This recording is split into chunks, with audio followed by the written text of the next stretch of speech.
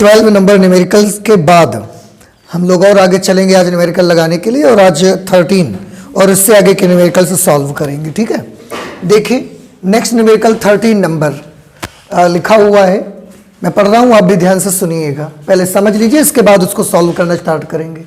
लिखा हुआ है कुंडली का स्वप्रेरकत्व 10 हेनरी। स्वप्रेरकत्व को कैसे से रिप्रेजेंट करते हो? L से, तथा प्रतिरोध 6 ओम है, तो कैपिटल R 6 ओम हो गया। जब इस कुंडली के साथ 12 वोल्ट की बैटरी एक स्विच के द्वारा जोड़ी जाती है, एक कॉइल है उसके साथ हम ये जैसे मान लिया कि ये एक इंडक्टर कॉइल है, और इस इंडक्टर कॉइल में हमने ये एक बैटरी लगा दिया है, और इस बैटरी के साथ हमने एक स्विच लगा दिया। ये बैटरी है और ये एक स्विच लगा हुआ है। ये जो बैटरी है वो 12 वोल्ट की बैटरी है, और इसका जो स्वप्रेरकत्व है वो 10 हेनरी के बराबर दिया हुआ है, और इसका जो प्रतिरोध है वो 6 ओम दिया गया है। R is equal to 6 ohm. Switch द्वारा जोड़ी जाती है तो एक नियत धारा प्रवाहित होती है इस पे। यदि स्विच को दबाने में 0.1 सेकंड का समय लगता है, जब हम स्विच दबाते हैं तो एकदम 0 सेकंड में तो नहीं दब जाएगा ना स्विच को प्रेस करने में भी हमको 0.1 सेकंड का टाइम लग जाता है। तो कुंडली में कितना औसत प्रेरित विद्युत वाहक बल उत्पन्न होगा ये आपको पता लगाना है। ठीक है ना, बड़ा आसान सा है। चलिए देखते हैं, सबसे पहले वो नोट करते हैं जो चीजें हमको दी गई हैं क्वेश्चन में। जैसे कि एक तो L दिया गया है, that is self induction of the coil, coefficient of self induction L is equal to 10 henry. ठीक है ना, रेसिस्टेंस दिया गया है 6 ओम, तो R इज इक्वल टू 6 ओम। जो बैटरी लगी हुई है उसका वोल्टेज 12 वोल्ट की बैटरी लगाई गई है। तो एक नियत धारा प्रवाहित होती है। यदि स्विच को दबाने में 0.1 सेकंड का समय लगता है, स्विच को दबाने में जो टाइम लगता है delta T, that is 0.1 second, तो कुंडली में कितना औसत प्रेरित विद्युत वाहक बल उत्पन्न होगा ये आपको पता लगाना है। तो प्रेरित विद्युत वाहक बल को हम स्मॉल ई से लिखते हैं, small E is equal to question mark हमने कर लिया। ठीक है, अब आप सॉल्व कर सकते हैं। देखिए E के लिए E का फॉर्मूला आपको याद होगा, अगर ये सेल्फ इंडक्शन L है, ये सारी चीजें अगर आपको दी गई हैं तो E के लिए बेटा एक जो फॉर्मूला हम यूज करना चाहेंगे वो होगा L इंटू डेल्टा आई अपॉन डेल्टा टी। इस फॉर्मूले को यूज करके हम बड़ी आसानी से E निकाल सकते हैं। अब इसके लिए क्या क्या मालूम होना चाहिए आपको? L मालूम होना चाहिए, डेल्टा आई यानी कि धारा में परिवर्तन मालूम होना चाहिए, डेल्टा टी समय अंतर मालूम होना चाहिए। अब आप बताइए कौन कौन सी चीजें आपको पता है इसमें से? आपको डेल्टा टी मालूम है, हमें L मालूम है, डेल्टा आई नहीं मालूम है कि धारा में कितने का परिवर्तन हुआ है। और ये बड़ी आसान सी चीज है, जब आप स्विच दबा देंगे उसके बाद तो नियत धारा बहती है कि नहीं बहती है? तो स्विच दबाने के बाद कुंडली में धारा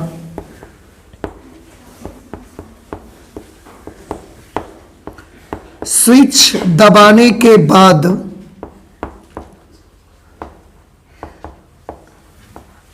कुंडली में नियत धारा, भाई उन्होंने तो बोला कि जब स्विच आप दबा देंगे तो नियत धारा बहेगी।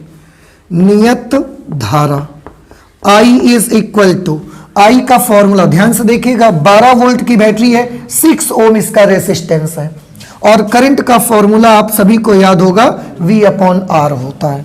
तो यहां से हम करंट की वैल्यू निकाल लेंगे। I is equal to 12 upon 6 means I is equal to 2 ampere. अब थोड़ा ध्यान से समझने की जरूरत है, जब आप स्विच दबा देंगे तो सर्किट में 2 एम्पियर की करंट फ्लो हो रही है। जब आप स्विच दबा देंगे सर्किट में 2 एम्पियर करंट उस समय फ्लो होना शुरू हो जाएगी। परिवर्तन कितने का हुआ? परिवर्तन तो कैसे पता लगाएंगे? आंसर है बाद वाली करंट में पहली वाली करंट को माइनस कर देंगे। तो जब हम स्विच दबा देंगे तो 2 एम्पियर की करंट आएगी ना, तो स्विच दबाने से पहले सर्किट में कितनी करंट थी? 0। इसका मतलब चेंज कितने का आया? धारा में परिवर्तन, धारा में परिवर्तन delta I is equal to final current minus initial current, बाद में 2 एम्पियर की स्टेडी करंट उस पे आ गई है, माइनस शुरुआत में करंट 0 थी।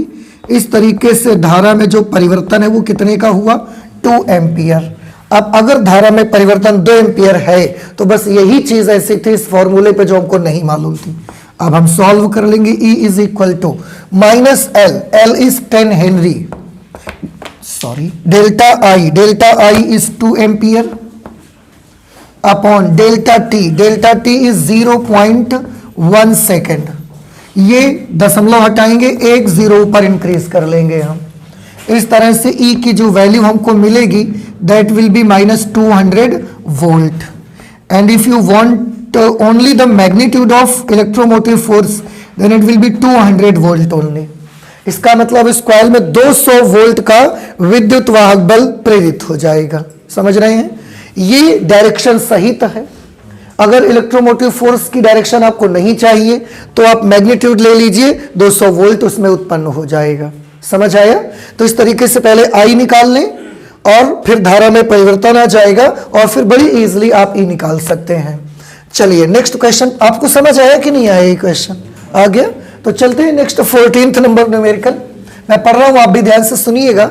लेकिन किसी वैद्युत परिपथ की प्राथमिक कुंडली में धारा का मान 1 मिली सेकेंड में 5 एम्पियर से घटकर 0 हो जाता है। इसका मतलब है एक कोई होगा परिपथ, उसमें एक प्राथमिक कुंडली है, उस प्राथमिक कुंडली में हम धारा को बदलते हैं। कैसे बदलते हैं? इतनी तेजी से बदलते हैं कि प्राइमरी कॉइल में जो करंट होगी वो 1 मिली सेकेंड में 5 एम्पियर थी और 1 मिली सेकेंड के अंदर 5 से 0 हो गई पूरी। यदि कुंडली में प्रेरित विद्युत वाहक बल 1000 वोल्ट हो जाता है। जाहिर सी बात है, कॉइल में इतनी तेजी से धारा परिवर्तन होगा तो उससे गुजरने वाले चुंबकीय फ्लक्स में परिवर्तन होगा। तो उसमें द्वितीय कुंडली में, इसका मतलब 2 कॉइल से एक दूसरे के पास पास रखी हैं, एक में हम करंट में बदलाव करते हैं तो दूसरी कुंडली में ये इतना विद्युत वाहक बल उत्पन्न हो जाता है। मतलब आप लगभग समझ रहे होंगे। ये अन्योन्य प्रेरण वाली घटना में ऐसे आएगा कि एक आपके पास प्राइमरी कॉइल होगी जिसमें आप करंट की वैल्यू क्या करेंगे, तेजी से बदलेंगे, और एक इसी के बगल में दूसरी कॉइल रखी होगी। इसमें सिर्फ हम गैल्वेनोमीटर लगा के रखेंगे। ये प्राइमरी कॉइल है, ये सेकेंडरी कॉइल है। इसमें बहने वाली धारा के मान में जब तेजी से परिवर्तन किया जाता है तो इससे गुजरने वाले चुंबकीय फ्लक्स में परिवर्तन होना स्टार्ट हो जाता है, जिसकी वजह से उसमें 1000 वोल्ट का विद्युत वाहक बल उत्पन्न होता है। दोनों कुंडलियों के बीच अन्योन्य प्रेरण गुणांक का मान बताना है। Do you know the symbol of mutual induction? अन्योन्य प्रेरण गुणांक का सिंबल क्या होता है? Capital M. तो हमको एम पता लगाना है, ठीक है ना? तो सबसे पहले जो चीजें दी गई उनको नोट करिए। प्राथमिक कुंडली में धारा का मान, प्राथमिक कुंडली में धारा का मान तो हम 5 एम्पियर से घटकर 0 हो जाता है, ठीक है। तो एक काम कर लेते हैं, सीधे सीधे हमें पता है कि 5 एम्पियर से घट के 0 हुआ जा रहा है, तो हम सीधे धारा में परिवर्तन ही निकाल लेते हैं। और क्योंकि ये धारा का परिवर्तन प्राइमरी कॉइल में है, कॉइल नंबर 1 में है, suppose this is coil number 1 and this is coil number 2। तो प्राथमिक कुंडली में धारा परिवर्तन कितना हो रहा है? 5 से 0 हो रहा है, तो 0 माइनस 5। इस तरीके से डेल्टा I1 की वैल्यू आ जाएगी -5 एम्पियर। परिवर्तन के लिए हमेशा याद रखिए फाइनल माइनस इनिशियल आप करेंगे, अंतिम धारा माइनस प्रारंभिक धारा। तो पहले 5 थी, फिर 0 हो गई है, तो अंतिम माइनस प्रारंभिक। माइनस निशान आपको बताता है कि करंट में कमी हो रही है, करंट घट रही है, इसलिए माइनस का निशान इस पे आ गया। 1 मिली सेकेंड टाइम कितना लगा इतना धारा परिवर्तन होने में? धारा में इतना बड़ा परिवर्तन होने में टाइम लगा 1 मिली सेकेंड। एंड 1 मिली सेकेंड को आप सेकेंड में कन्वर्ट कर सकते हैं, तो ये बन जाएगा 10 टू द पावर -3 सेकेंड्स। द्वितीय कुंडली में प्रेरित विद्युत वाहक बल, द्वितीय कुंडली में प्रेरित विद्युत वाहक बल, electromotive force induced in the secondary coil. इसलिए हमने इसको E2 से लिखा हुआ है। अगर ये प्राथमिक कुंडली में उत्पन्न विद्युत वाहक बल होता तो हम इसको E1 से लिखे होते। E2 की वैल्यू हमको दी गई है 1000 वोल्ट। तो दोनों कुंडलियों के बीच अन्योन्य प्रेरण गुणांक का मान क्या होगा? अन्योन्य प्रेरण गुणांक अभी हमको आपने बताया कि इसका सिंबल कैपिटल M होता है, इसका मतलब हमें कैपिटल M पता लगाना है। अब जो क्वेश्चन में जो चीजें मुझे दी गई थी मैंने वो नोट कर लिया, और जो मुझे पता लगाना था ना हमने वो भी नोट कर लिया है। अब आप ही मुझे बताइए, है कोई फॉर्मूला आपके पास ऐसा जिसमें सारी चीजें आती हो? है तो एक फॉर्मूला, कौन सा फॉर्मूला है? E2 is equal to minus M delta I1 upon delta T। याद आ रहा है आपको? और हमको क्या चाहिए? हमको तो M चाहिए, तो बस इनकी वैल्यूज लिखे कैलकुलेशन कर दें। E2 is 1000 volt minus M, we have to calculate it, we don't know about this M, delta I1 is minus 5 ampere. What is delta T? Delta T is 10 to the power minus 3। नहीं समझ में आया आपको? अब एक चीज आप देख सकते हैं भैया, क्या कि इसको आप इधर गुणा में भेज दीजिए, ये भाग में है ना, इधर आके इसके साथ गुणा हो जाएगा। ये क्या है बताइए? ये 10 की घात 3 है plus 10 to the power plus 3, और ये जब वहां से इधर आएगा तो वो 10 टू द पावर माइनस 3। अब 10 to the power plus 3, 10 to the power minus 3 दोनों गुणा में आएंगे, गुणा में घातें जुड़ जाएंगी, तो 10 to the power plus 3 minus 3 what will happen? 10 to the power 0 and 10 to the power 0 will become 1। ना समझ में आई बात आपको? देखो 1000 का मतलब 10 की घात प्लस 3 हुआ कि नहीं हुआ? फिर ये इधर से इधर आएगा 10 की घात माइनस 3, प्लस 3 माइनस 3 क्या हो गया? और 10 की घात 0 का मान 1 ना हो जाएगा? 1 हो गया। अच्छा उधर क्या बचा? ये माइनस और माइनस मिलके क्या हो गया? प्लस, और यहां पर हो गया 5m। Then m is equal to 1 में डिवाइड कर दो 0.2, और m का यूनिट क्या होगा? हेनरी। इस तरीके से दोनों कुंडलियों के बीच अन्योन्य प्रेरण गुणांक का मान 0.2 हेनरी के बराबर आ जाएगी वैल्यू। नहीं समझ में आया? तो ये आपका आंसर आ गया इस क्वेश्चन का। तो आप इसे नोट कर लीजिए, इसके बाद नेक्स्ट क्वेश्चन हम लोग सॉल्व करते हैं, ठीक है ना? नोट करिए जल्दी से। अगला न्यूमेरिकल आपका है न्यूमेरिकल नंबर 15। मैं पढ़ रहा हूं, आप भी गौर से सुनिएगा। लिखा एक आयताकार लूप जिसकी माप 0.040 मीटर इंटू 0.050 मीटर है। आयताकार लूप की ये चौड़ाई और लंबाई दी गई है, ठीक है ना? जैसे ये आयताकार लूप है इस तरह की, तो इसकी लंबाई और चौड़ाई ये इसका मेजरमेंट दिया गया है। इन दोनों का गुणा करेंगे हमको इस लूप का एरिया मिल जाएगा, ठीक है ना? लंबाई गुणे चौड़ाई करके इतने 0.80 वेबर पर मीटर स्क्वायर के एक समान चुंबकीय क्षेत्र में, जो कि ऊर्ध्वाधर है, स्थित है। चुंबकीय क्षेत्र कैसा है? ऊर्ध्वाधर है, और उसमें ये कॉइल जो कुंडली है, ये लूप है, वो रखा हुआ है। लूप से गुजरने वाला चुंबकीय फ्लक्स ज्ञात करें कि कितना टोटल मैग्नेटिक फ्लक्स इससे पास होगा, लिंक रहेगा। जबकि कंडीशन है कि लूप का तल क्षैतिज है, और दूसरी कंडीशन है कि लूप का तल ऊर्ध्वाधर है। सबसे पहले तो हम एक काम करना चाहेंगे, इन दोनों को मल्टीप्लाई करके ए निकालना चाहेंगे, एरिया ऑफ द लूप। ए को ऐसे निकालेंगे 0.040 इंटू 0.050, ठीक है ना? 0.040, और ये मीटर स्क्वायर। इस आप चाहें तो 4 इंटू 10 टू द पावर -2 लिख सकते हैं। 2 अंक दशमलव इधर खिसका देंगे, इसका भी 2 अंक इधर खिसका देंगे, तो ये बन जाए 5 into 10 to the power -2। Solve कर देंगे, it will become 5 4 20 into 10 to the power -4 metre square. ये एरिया आ गया कॉइल का।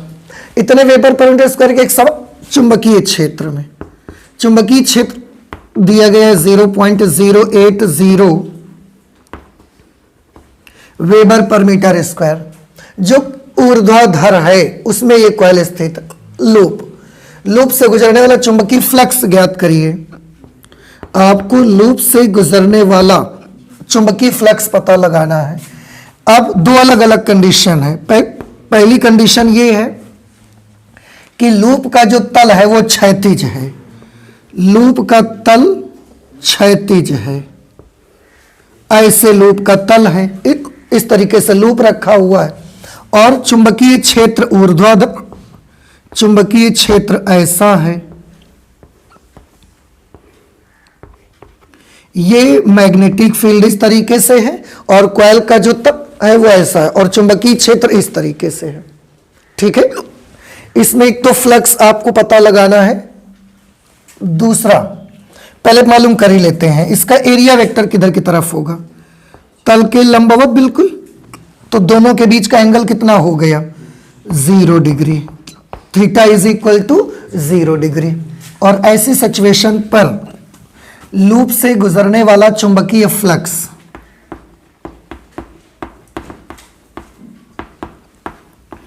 लूप से गुजरने वाला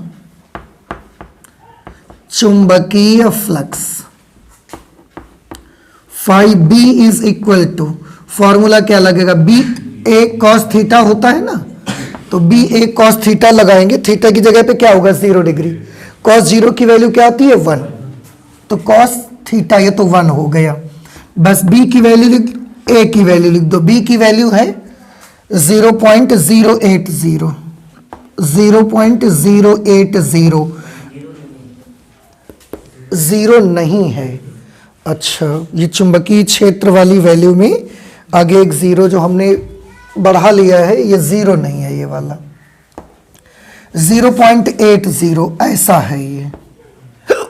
ठीक है ना, ओके, ये बी हो गया। ए की वैल्यू कितनी लिखेंगे आप 20 into 10 to the power -4, 20 into 10 to the power -4। अब आप इसे सॉल्व कर लीजिए, इसमें गुणा करेंगे 2 8 are 16, 2 0 इसके आ गए और 2 8 16, 2 नंबर पे डेसिमल लगेगा 10 टू द पावर -4। ठीक है, आप चाहें तो ये और खिसका दीजिए, तो ये बन जाएगा 1.6 इंटू 10 टू द पावर -3। और फ्लक्स का यूनिट क्या होता है वेबर। इस तरीके से लूप से गुजरने वाला जो चुंबकीय फ्लक्स होगा वो होगा 1.6 into 10 to the power -3 weber के बराबर। ये फर्स्ट पार्ट का आंसर आ गया हमारा। सेकंड पार्ट देखिए, लूप का तल ऊर्ध्वाधर है। देखो बेटा ध्यान से, लूप का तल इस बार ना ऊर्ध्वाधर है, इसको हम इधर की तरफ बना दे रहे हैं। यहां पर लूप का तल ऊर्ध्वाधर है का मतलब लूप का तल ऐसा है, इस तरीके से इस बार ऐसा लूप रखा गया है। चुंबकीय क्षेत्र एरिया वेक्टर किधर की तरफ होगा, ये इसका एरिया वेक्टर होगा perpendicular to the plane of loop. Magnetic field vector किधर की तरफ होगा, ये मैग्नेटिक फील्ड तो ऊर्ध्वाधर नीचे की तरफ है ना, ऊर्ध्वाधर नीचे मान लो ऊपर मान लो, क्योंकि ये नहीं दिया ऊर्ध्वाधर दिया था बस उन्होंने, क्योंकि शुरू में मैंने ऐसे माना है तो इस बार भी हम ऐसे ही मानेंगे। अब आप देख सकते हैं इसमें मैग्नेटिक फील्ड वेक्टर और एरिया वेक्टर के बीच का कोण कितना होगा 90 degree. So in this situation in second part theta will be 90 degree, and if theta will be 90 degree then flux linked with this loop will become 0। क्यों, क्योंकि phi का formula B ए cos theta लगाओगे, theta की जगह 90 लिखोगे तो cos 90 और cos 90 की वैल्यू 0 हो जाएगी। तो phi b की वैल्यू हम लगाएंगे बी ए cos थीटा, तो जैसे ही थीटा की जगह 90 लिखेंगे ये पूरा का पूरा क्या हो जाएगा 0। तो इस सिचुएशन पर इस कॉइल से कोई फ्लक्स पास नहीं होगा, कोई फ्लक्स लिंक नहीं रहेगा। आई होप कि समझ में आ गई होगी चीजें आपको, ठीक है ना। ओके, आ जाते हैं नेक्स्ट न्यूमेरिकल 16th नंबर। लिखा हुआ है 1000 फेरों की एक कुंडली। अब लूप नहीं है, कॉइल है, इसमें तार के कई फेर लगाए गए हैं। सॉल्यूशन कर लेते हैं इसका।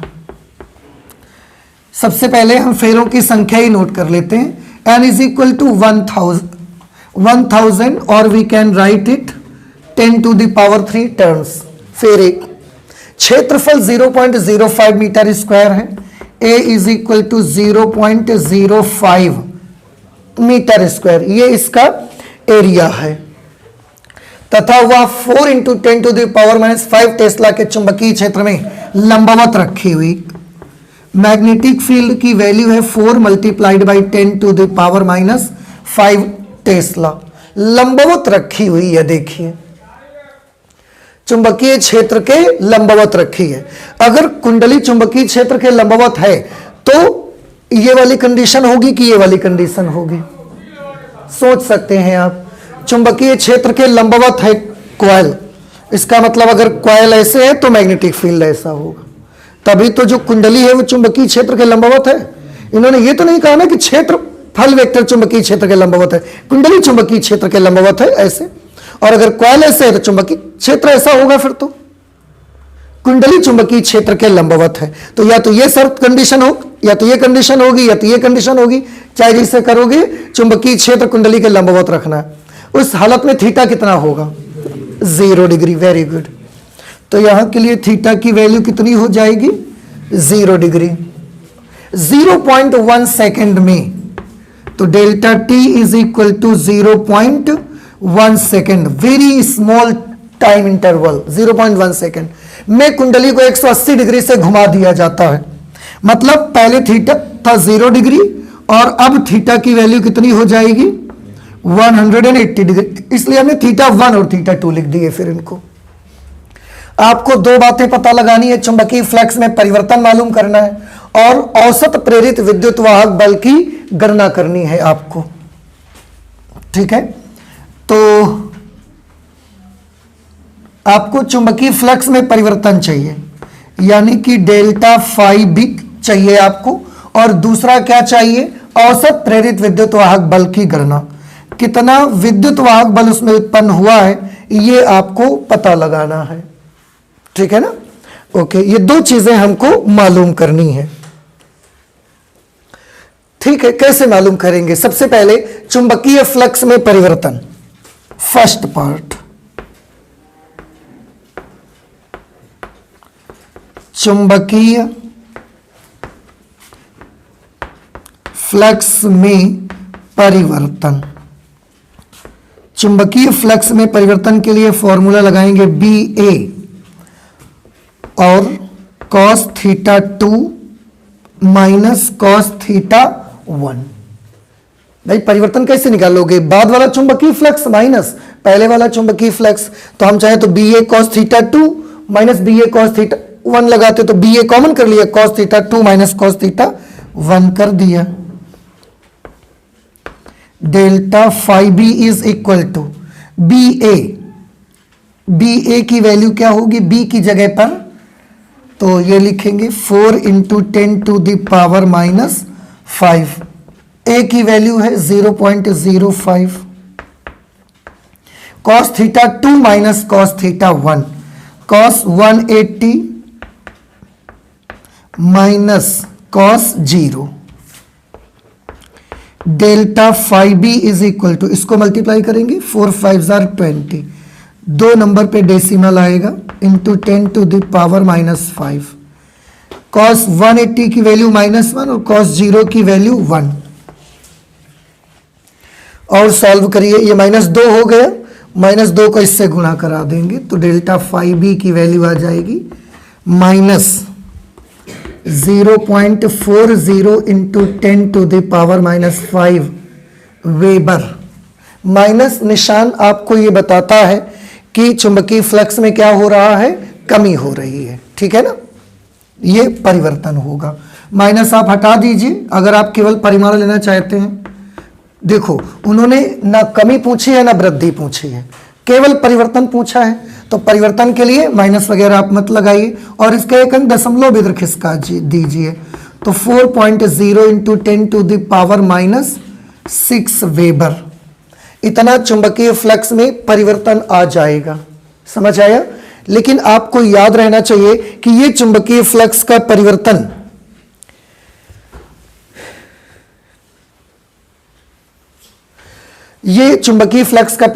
एक फेरे से बद्ध होगा, और जितना चुंबकीय फ्लक्स एक फेरे से परिवर्तित होगा उतना ही चुंबकीय फ्लक्स कॉइल के सभी फेरों से परिवर्तित होगा। रही बात जब विद्युत वाहक बल निकालेंगे तो उसमें फेरों की संख्या को हम लोग कैलकुलेट कर लेंगे। तो एक काम हमने कर लिया है, चुंबकीय फ्लक्स में परिवर्तन निकाल लिया है। अब सेकंड पार्ट देख लीजिए, औसत प्रेरित विद्युत वाहक बल की गणना कीजिए। विद्युत वाहक बल की गणना के लिए E is equal to question mark हम पहले से लगा चुके हैं, यहां सीधे फॉर्मूले पर आ जाते हैं। विद्युत वाहक बल का फॉर्मूला क्या है, आपने पढ़ा है minus N delta phi upon delta T, क्योंकि विद्युत वाहक बल जो उत्पन्न होगा वो सभी फेरों की वजह से होगा। फिर उसमें आप एन कैलकुलेट कर लेंगे, तो माइनस एन की जगह पर क्या लिखा जाएगा, 10 to the power 3। Delta phi की जगह पर क्या लिखेंगे, ये 4 into 10 to the power minus 6, यही तो डेल्टा फाई है, upon delta T. Delta T की जगह पर टाइम कितना है, 0.1 सेकेंड।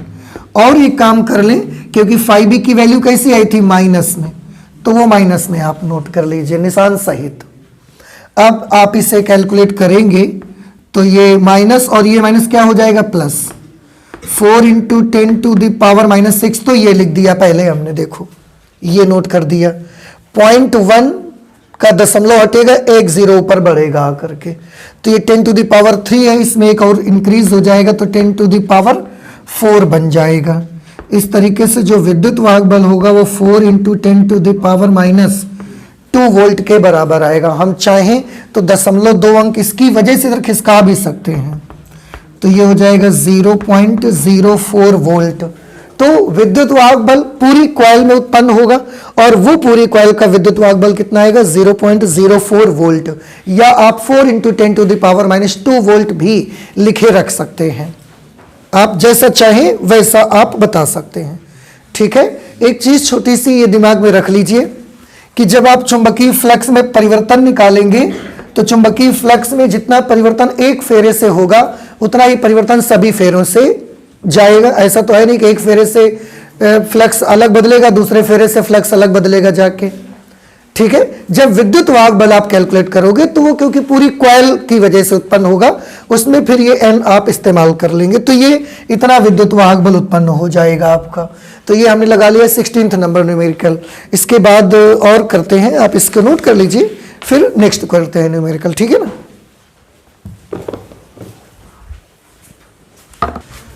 17 नंबर आप देखिए, मैं पढ़ रहा हूं, लिखा हुआ है 100 फेरों वाली एक कुंडली से, चलिए नोट भी करते चलते हैं क्या क्या दिया गया है। 100 फेरों वाली, n is equal to 100 turns, कुंडली से बद्ध चुंबकीय फ्लक्स 0.1 सेकंड में 0.5 वेबर से घटकर 0.3 वेबर रह जाता है। कितनी देर लगती है ये होने में, केवल 0.1 सेकेंड हो लगते हैं बस।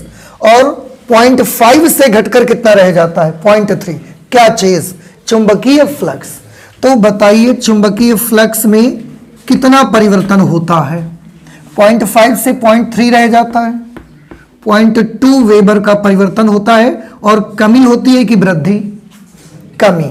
भाई 0.5 का 0.3 रह जाना कमी तो है ना, ये आप ऐसे मत निकालो, तो इसमें इसको माइनस कर लो तब भी माइनस का 0.2 वेबर ही आ जाएगा, रह जाता है। कुंडली के सिरों के बीच प्रेरित विभवांतर ज्ञात करिए। प्रेरित विभवांतर या विद्युत वाहक बल एक ही चीज है, मान ज्ञात करना, ई की वैल्यू आपको पता लगानी है, बस इतना सा काम है। फॉर्मूला तो आपको याद आ ही गया होगा, कौन सा लगाना है, माइनस एन। कौन सा फॉर्मूला लगा रहे हैं, फैराडे का नियम यहां यूज कर रहे हैं। फैराडे के नियम से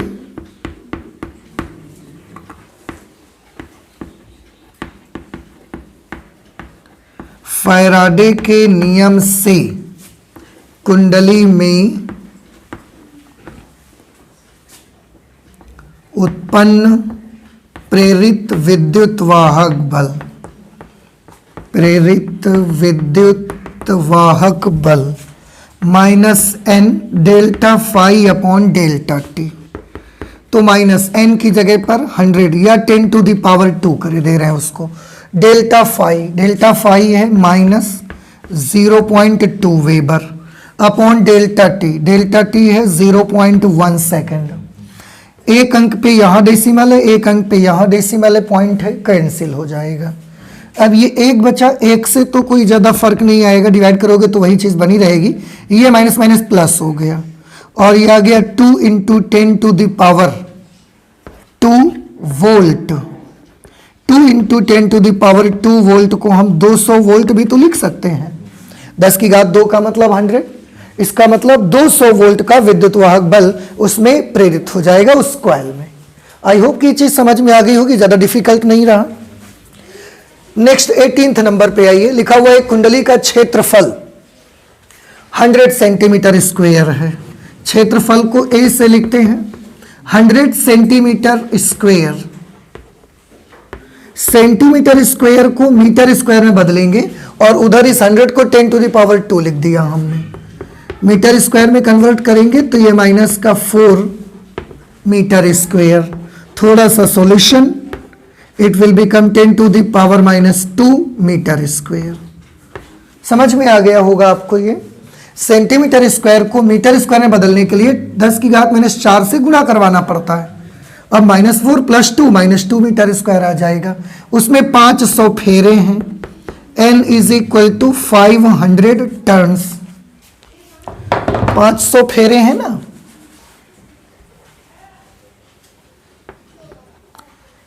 500 टर्न्स फेरे। यदि कुंडली के तल के लंबवत चुंबकीय क्षेत्र 0.1 सेकंड में कितनी देर लगती है वो डेल्टा टी से लिखा जाएगा 0.1 सेकंड में। 0.2 वेबर पर मीटर स्क्वायर से घटकर 0 हो जाए। कौन? बी। चुंबकीय क्षेत्र का मान देखो लिखा है ना, ये चुंबकीय क्षेत्र इतनी देर में 0.2 से घटकर 0 हो जा रहा है। तो ये क्या चीज दी गई है फिर हमको? Delta B. 0.2 से माइनस घट करके 0 हो रहा है। कितने का परिवर्तन लिखेंगे हम? -0.2 वेबर पर मीटर स्क्वायर। समझ में आ रही कुछ आपको? माइनस क्यों? क्योंकि 0.2 से घटकर 0 जो हो रहा है माइनस हो रहा है ना, कम हो रही है, घट रही है। या तो आप ऐसे कर सकते हैं कि 0 में 0.2 माइनस करेंगे तो भी तो वही आ जाएगा आपका। तो कुंडली में प्रेरित विद्युत वाहक बल का औसत मान ज्ञात कीजिए। आपको प्रेरित विद्युत वाहक बल यानी कि E की वैल्यू पता लगानी है। एक बार फिर से फैराडे का नियम ही हम लोग यहां पर यूज करेंगे। फैराडे के नियम से फैराडे के नियम से कुंडली में उत्पन्न प्रेरित विद्युत वाहक बल, प्रेरित विद्युत वाहक बल E = -n delta phi upon delta T. अब इस बार प्रॉब्लम ये है कि फाई के बारे में कोई जानकारी हमको नहीं है, तो हम फाई की वैल्यू अप्लाई कर देंगे। डेल्टा फाई की जगह पर क्या लिख देंगे? BA upon delta T. अब B और A में से बदल कौन रहा है? A तो बदल नहीं रहा है, तो A आप बाहर कर लीजिए। -n into A, -n into A। अब ये delta B upon delta T, ठीक है ना। अब इन सब की वैल्यूज आपको मालूम है, बस रख के सॉल्व करना है। -n, n की वैल्यू है 500, A की वैल्यू है 10 to the power -2। Delta B है -0.2, -0.2। डेल्टा T की वैल्यू है 0.1 सेकेंड, 0.1 सेकेंड। बस कैलकुलेशन कर लेंगे तो आंसर आ जाएगा। एक नंबर पे, एक डिजिट पे इस पे भी पॉइंट है, एक डिजिट पे यहां भी पॉइंट है, पॉइंट कैंसिल हो जाएंगे, हट जाएंगे दोनों जगह से। अब डिनोमिनेटर में तो एक बचा, एक से डिवाइड करोगे वही आ ही जाएगा, तो कोई प्रॉब्लम नहीं है। बस न्यूमरेटर्स में आए हुए नंबर्स को मल्टीप्लाई करवा लीजिए। अब आप E = देखो ये माइनस और ये माइनस मिलके बेटा प्लस हो गया, और ये 2 को मल्टीप्लाई करेंगे 500 से। 500 into 2 1000। 1000 means 10 to the power 3 जब इन दोनों को गुणा किया, और ये क्या है 10 टू द पावर -2। इस तरीके से E की वैल्यू कितनी आ जाएगी? 10 की घात 3 और 10 की घात -2। 10 टू द पावर 1 बचा ना, और इलेक्ट्रोमोटिव फोर्स का यूनिट क्या होता है? वोल्ट। इसलिए कॉइल में जो विद्युत वाहक बल प्रेरित होगा वो कितना होगा, 10 वोल्ट के बराबर कुंडली में विद्युत वाहक बल उत्पन्न हो जाएगा। समझ आ रहा है आपको? तो ये हमने कौन सा न्यूमेरिकल कर लिया, 18th नंबर हमने कर लिया। अब ये बताइए, आप अभी तक 18 न्यूमेरिकल सॉल्व कर चुके हैं, समझ आ रहे हैं आपको? ठीक है ना। तो अभी तो काफी प्रैक्टिस हो गई होगी, और कुछ न्यूमेरिकल लगाएंगे और इसके बाद अगले लेसन पे बढ़ चलेंगे, जो कि हमारा होगा अल्टरनेटिंग करंट का लेसन। और लगा लेते हैं थोड़े 10-12 न्यूमेरिकल, 30 के आसपास तक पहुंचा लेते हैं, तो 30 न्यूमेरिकल में तो अच्छी खासी प्रैक्टिस हो जाया करेगी आपकी, ठीक है ना। बाकी फिर अगले लेसन पे बढ़ जाएंगे, लेकिन आज इतना ही रखेंगे फिजिक्स में, आज नहीं लगाएंगे अब इससे ज्यादा। बाकी न्यूमेरिकल्स हम लोग करेंगे अगली क्लास पे, ठीक है। तो आज फिजिक्स में इतना ही रखते हैं, चलते हैं, मिलते हैं अगली क्लास में। Thank you.